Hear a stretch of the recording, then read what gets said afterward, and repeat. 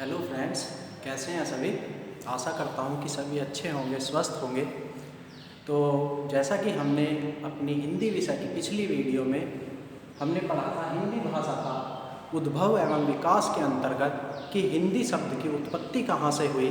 तो जैसा कि मैंने आपको बताया था उसके बारे में हम थोड़ा रिकॉल करते हैं कि हिंदी शब्द की उत्पत्ति सर्वप्रथम जब ईरानी लोग भारत में आए, तो जैसा कि हम जानते हैं कि ईरानी लोग जो है अपनी बोलचाल में स को है और ध को द जो है वर्ड से संबोधित करते हैं, क्योंकि जब वह किसी भी बात को जो है बोलते हैं तो वह सांस रोक करके जो है यानी कि उसको किसी भी शब्द को खींच करके बोलते हैं, जिसमें हमारी जीवा जो है वह बार बार हर ज़्यादातर शब्द पे जो है तालू से टकराती है।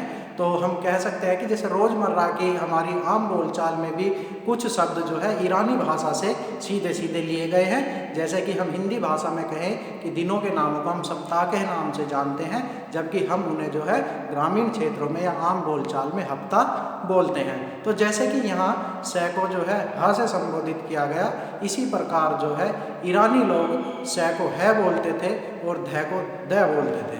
ठीक है, तो जब वह भारत में उन्होंने प्रवेश किया, चूंकि पहले अफगानिस्तान, पाकिस्तान, बांग्लादेश सभी जो है भारत का हिस्सा थे, तो जब उन्होंने सिंधु नदी को पार करते हुए वह भारत में आए तो उन्होंने सिंधु नदी को जो है हिंदू नदी के नाम से संबोधित किया और यहाँ के रहने वाले लोगों को जो है हिंदू कहा, उन्हें हिंदवासी कहा। और इस क्षेत्र को कहने का मतलब भारत का जो विस्तारीय क्षेत्र था, जो विस्तार था, उसको जो है हिंद नाम से संबोधित किया। और हम कह सकते हैं कि सिंधु नाम से जो है हिंदू शब्द की उत्पत्ति हुई और इसी हिंदू शब्द से जो है हिंद शब्द जो है निकल करके आया और इसी हिंद से यहाँ के बोले जाने वाली जो भाषा थी उसको ईरानियों ने हिंदवी कहा। तो हम कह सकते हैं कि हिंद नाम से जो है हिंदवी भाषा का उदय हुआ, हिंदवी शब्द निकल करके आया और हिंदवी शब्द को से जो है सही मायने में हिंदी शब्द की उत्पत्ति हम लोग मानते हैं। और हिंदवी या हिंदी शब्द का, हिंदी भाषा का जो सर्वप्रथम प्रयोग किया था वह अमीर खुसरो ने किया था, जिनको तोताए हिंद के नाम से भी जाना जाता है। अर्थात हम कह सकते हैं कि अमीर खुसरो को तोताए हिंद की उपाधि दी गई थी। तो साथियों, इसके बाद में जो हमने पढ़ा था वह पढ़ा था कि भारत में जो है अमूमन दो भाषा परिवार यानी कि आपके भारोपीय भाषा परिवार और द्रविड़ भाषा परिवार, लेकिन यदि हम संपूर्ण भाषा परिवार की भारत के अंतर्गत बात करें तो भारत में 4 भाषा परिवार मुख्यतः जो है आते हैं। उनमें पहले नंबर पर भारोपीय भाषा परिवार, दूसरे नंबर पर द्रविड़ भाषा परिवार और तीसरे नंबर पर आपका ऑस्ट्रिक भाषा परिवार और चौथे नंबर पर आपका चीनी तिब्बती भाषा परिवार। तो हम कह सकते हैं कि यदि इनकी प्रतिशत की बात करें तो भारोपीय भाषा परिवार जो यानी कि उत्तर भारत में जितनी भाषाएं बोली जाती हैं, अधिकांश भाषाएं भारोपीय भाषा परिवार के अंतर्गत आती हैं और उनके बोलने वालों का प्रतिशत जो है वह 73% है। और यदि हम बात करें द्रविड़ भाषा परिवार के अंतर्गत तो दक्षिणी जो भारत है, दक्षिण भारत के अंतर्गत जितनी अधिकांश भाषाएं बोली जाती हैं वह हमारी द्रविड़ भाषा परिवार के अंतर्गत आती हैं और उसमें जो है तकरीबन 25% लोग जो है वह द्रविड़ भाषा परिवार के अंतर्गत आते हैं। उसके बाद में आता है आपका ऑस्ट्रिक भाषा परिवार। ऑस्ट्रिक भाषा परिवार में हम कह सकते हैं सीधे सीधे कि जितनी भारत के अंदर जो है जनजातियां हैं उनके द्वारा बोली जाने वाली भाषा वह ऑस्ट्रिक भाषा परिवार के अंतर्गत आती है और इसमें 1.3% लोग जो हैं वह ऑस्ट्रिक भाषा परिवार के अंतर्गत आते हैं।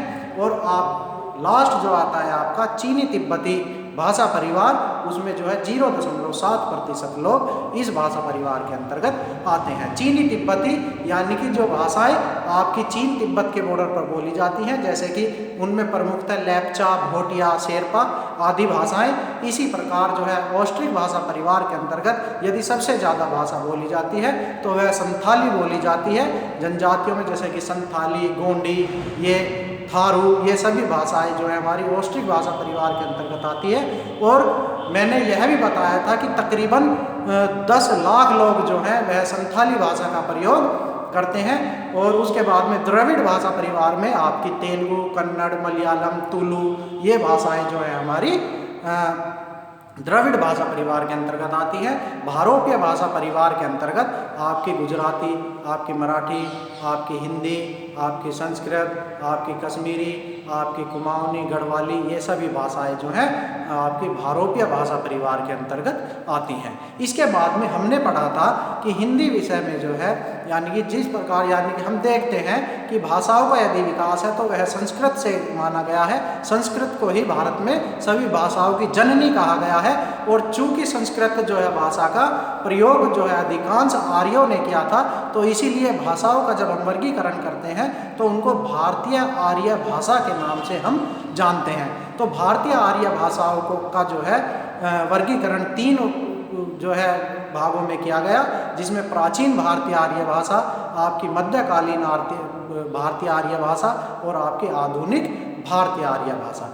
यदि हम बात करें इन भाषाओं के कालक्रमिक इतिहास की, तो सबसे पहले जो है संस्कृत भाषा जो है का उद्भव हुआ। संस्कृत भाषा जो है बोली गई और संस्कृत भाषाओं का भी वर्गीकरण 2 भागों में किया गया, जिसमें सर्वप्रथम आपकी वैदिक संस्कृत आती है और दूसरे नंबर पर आपकी आती है लौकिक संस्कृत। वैदिक संस्कृत का काल 1500 ईसा पूर्व से आपका 1000 ईसा पूर्व तक रहा और लौकिक संस्कृत का काल 1000 ईसा पूर्व से 500 ईसा पूर्व तक का रहा। उसके बाद जिस भाषा का जो है उद्भव हुआ, विकास हुआ, वह पाली भाषा आई। और पाली भाषा को हम सीधे सीधे जो है बुद्धिज्म से देखते हैं। कहने का मतलब हम कह सकते हैं कि बौद्ध धर्म के अनुसार गौतम बुद्ध के द्वारा जितने भी उपदेश दिए गए या बौद्ध धर्म के जो 3 त्रिपिटक थे, सूत पिटक, अभिधम पिटक और विनय पिटक में जिस भाषा का प्रयोग किया गया वह पाली भाषा थी। गौतम बुद्ध के द्वारा जितने भी उपदेश दिए गए थे वह सभी पाली भाषा में दिए गए थे। और पाली भाषा का जो कालक्रम था वह 500 ईसा पूर्व से 1 ईस्वी तक का रहा। इसके बाद में आती है आपकी प्राकृत भाषा का जो है उद्भव हुआ। और प्राकृत भाषा को हम सीधे सीधे जैनिज्म से जोड़ते हैं। कहने का मतलब जैन धर्म के में जो है महावीर स्वामी के द्वारा जितने भी उपदेश दिए गए वह सभी प्राकृत भाषा में दिए गए। और प्राकृत भाषा का जो कालक्रम हम मानते हैं वह 1 ईस्वी से 500 ईस्वी तक का हम मानते हैं। उसके बाद आती है आपकी अपभ्रंश भाषा। अपभ्रंश भाषा का जो कालक्रम रहा वह रहा 500 ईस्वी से 1100 ईस्वी तक। और इसमें जो है हम कह सकते हैं कि अपभ्रंश से एक भाषा जो है और टूटकर अलग हुई, जिसे अवहट के नाम से जाना जाता है। और उसका क्रम 900 से 1100 ईस्वी रहा। चूँकि अपभ्रंश का जो कालक्रम रहा वह 500 से 1000 रहा और अवहट का 900 से 1100 रहा। इसीलिए 900 से 1100 के बीच का जो कालक्रम यह रहा, हम इसको जो है संक्रमण काल के नाम से भी जानते हैं। तो इसके बाद जो है उदय हुआ वह हिंदी भाषा का हुआ।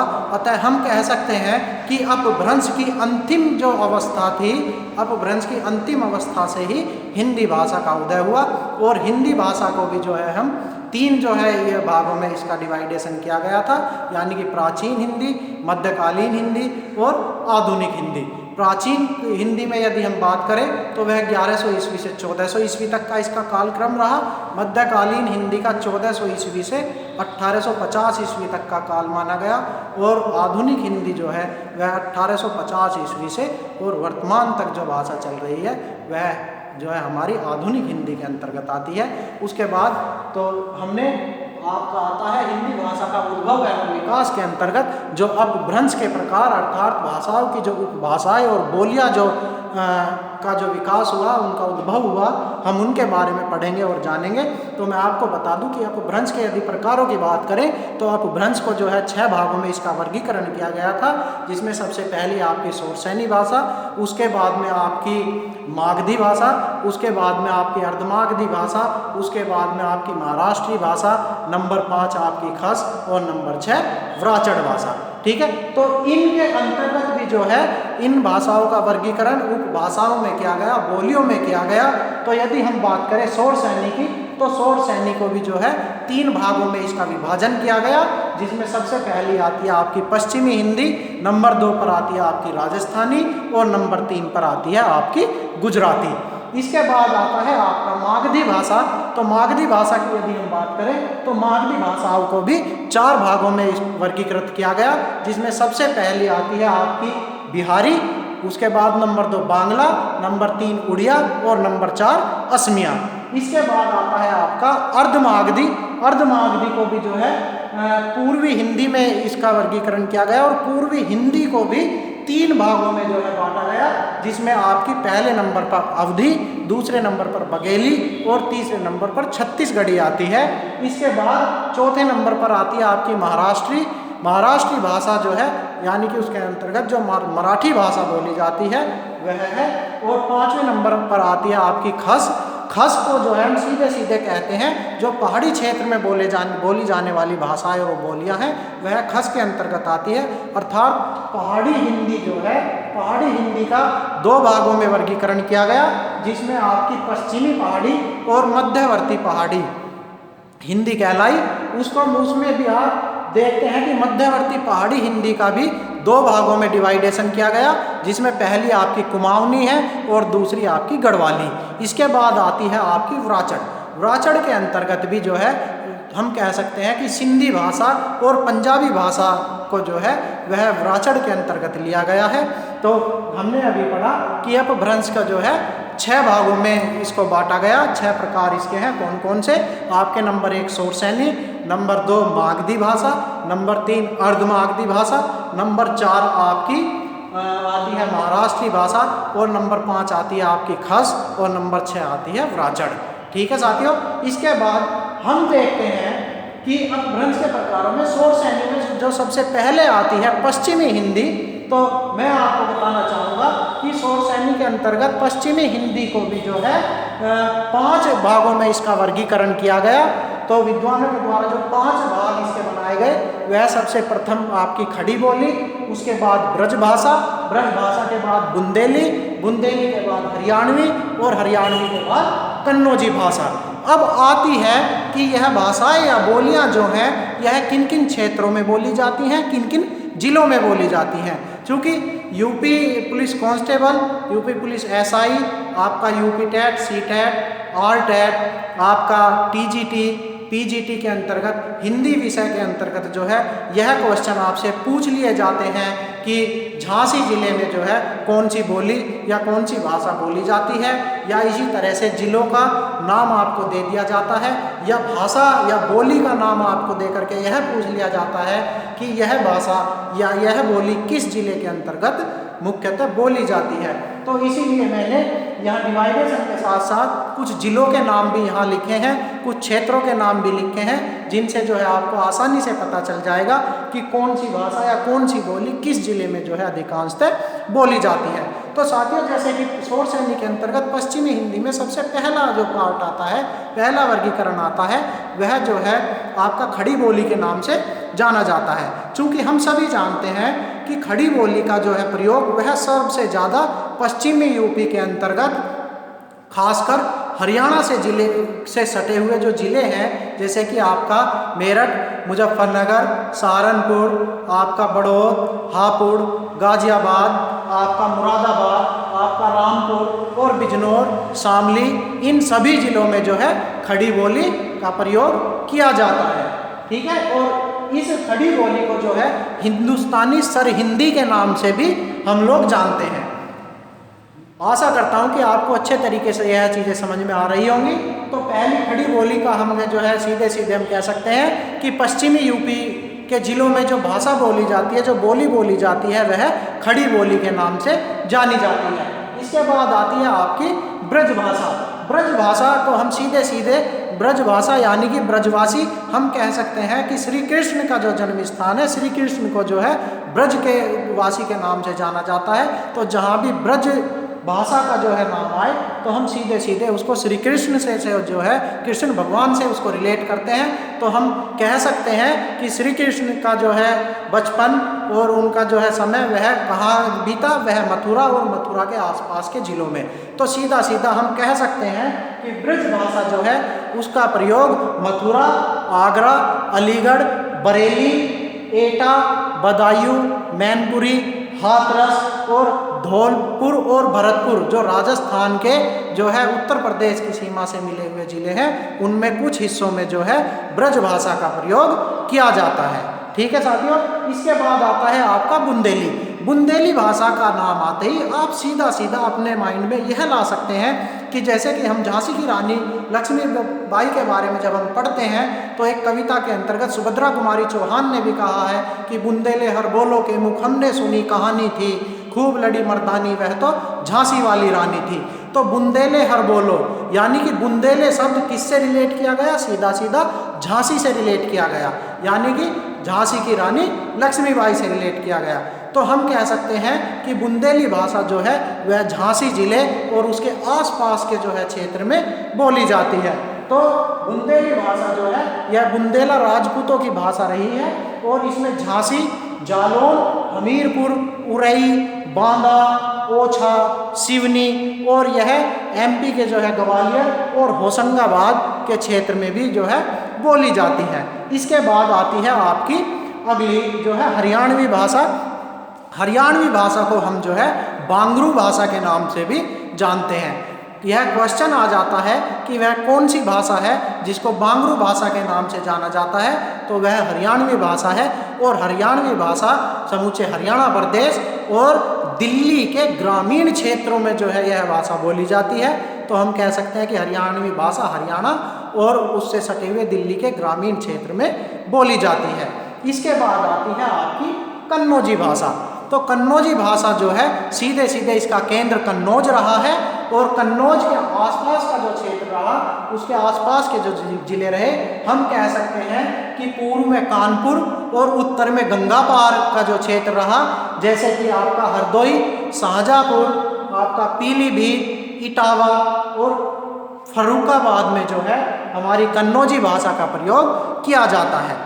तो यह सभी जो है पांचों के पांचों जो वर्गीकरण किए गए यह पश्चिमी हिंदी का वर्गीकरण है और यह शौरसेनी भाषा के अंतर्गत आता है। शौरसेनी हिंदी के अंतर्गत यह वर्गीकरण किए गए हैं। इसके बाद यदि हम अगली वीडियो में हम देखेंगे कि राजस्थानी भाषा का जो वर्गीकरण है वह भी 4 भागों में जो है किया गया है। उसमें आपकी पूर्वी राजस्थानी, आपकी पश्चिमी राजस्थानी, आपकी उत्तरी राजस्थानी और दक्षिणी राजस्थानी, जिसको जो है जयपुरी आपको इन नामों से जो है जाना गया है। उसके बाद गुजराती है, गुजराती का डिवाइडेशन है। उसके बाद मागधी को जो है 4 भाग है। अर्ध मागधी पूर्वी हिंदी को जो है 3 भागों में वर्गीकरण किया गया है। सीधे सीधे महाराष्ट्र जो है, महाराष्ट्र के अंतर्गत मराठी भाषा बोली जाती है और पहाड़ी हिंदी में जो है पश्चिमी हिंदी और आपकी मध्यवर्ती हिंदी। मध्यवर्ती हिंदी में आपकी कुमाऊनी और गढ़वाल, इसका जो है 2 भागों में वर्गीकरण किया गया है।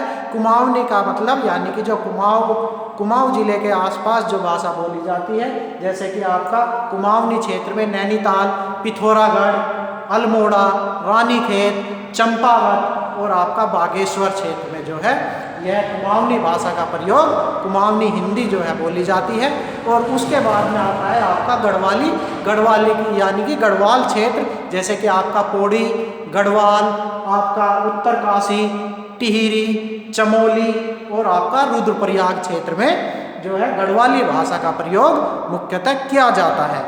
इसके बाद व्राचड़ भाषा, व्राचड़ हिंदी के अंतर्गत जो है सिंधी भाषा का प्रयोग किया जाता है और पंजाबी भाषा व्राचड़ के अंतर्गत आती है। तो अगली वीडियो में साथियों हम जो है राजस्थानी का वर्गीकरण करेंगे और मागधी और अर्ध मागधी के बारे में जो है हम विस्तार से चर्चा करेंगे। चूँकि मेरी यह वीडियो बनाने का पर्पज सीधा सीधा आपका UP TET, C TET, UP police constable और UP police sub inspector, TGT, PGT Hindi विषय को जो है अच्छे तरीके से प्रिपरेशन के लिए यह वीडियो जो है मेरे द्वारा स्टडी विद पीएस एजुकेशन में बनाई जा रही है। और मैं आशा करता हूं कि आप लोग इसी तरह से जो है लाइक, कमेंट और शेयर करते रहें और जिससे मेरा उत्साहवर्धन होता रहे और मैं अपनी वीडियो को और अच्छे तरीके से आपके सामने जो है प्रेजेंट करता रहूं। तो आज की जो यह वीडियो हमने बनाई है, इसके बाद में हम कल जो है आपकी राजस्थानी और गुजराती और मागधी, अर्ध मागधी पर विस्तार से चर्चा करेंगे। ठीक है साथियों, ओके, थैंक यू।